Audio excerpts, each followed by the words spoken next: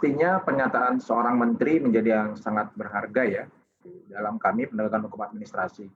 Sektor kesehatan adalah sektor yang penting di kami, karenanya sektor apalagi dalam kondisi COVID-19 seperti ini.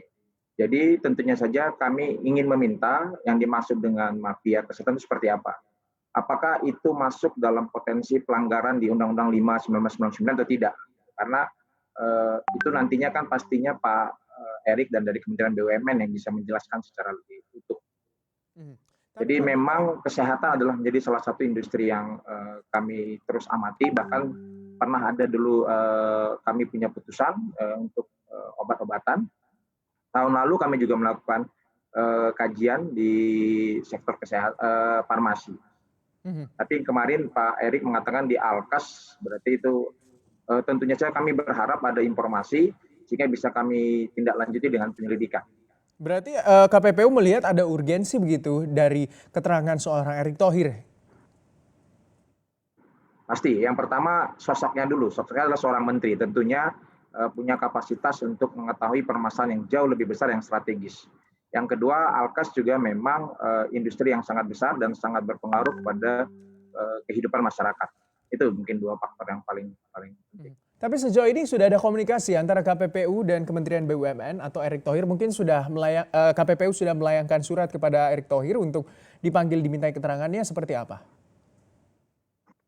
Eh, Kami surat mungkin minggu depan ya, minggu depan sudah kami kirimkan, sudah dibahas kemarin dan sudah siap untuk di-draft dan untuk barangkali insya Allah dalam waktu dekat Senin atau Selasa sudah kami kirimkan ke Kementerian BUMN. Mhm. Sebenarnya kalau, KPPU melihat sendiri seperti apa skema atau mungkin, eee, temuan awal begitu KPPU melihat karena Anda tadi mengatakan bahwa memang kalau untuk industri kesehatan itu sudah dipantau sejak lama, seperti apa sebenarnya, beberapa kasus-kasus yang sudah dipantau di industri kesehatan oleh KPPU?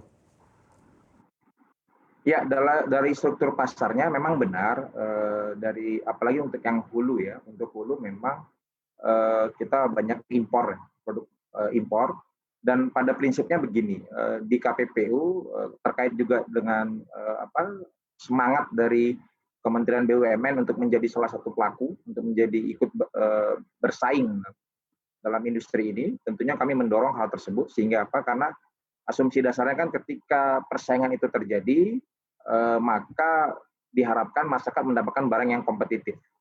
Akhirnya menjadi kesejahteraan.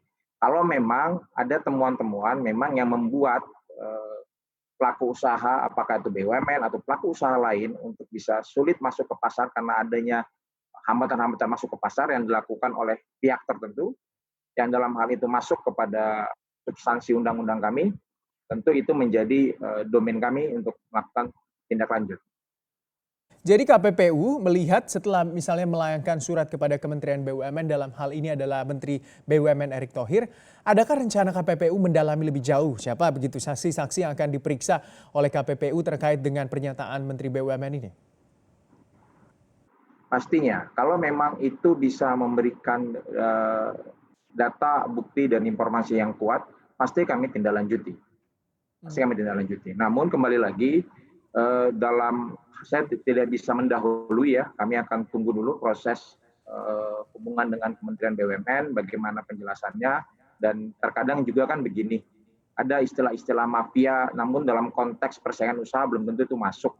Itu bisa Mhm. jadi persoalan substansi yang lain.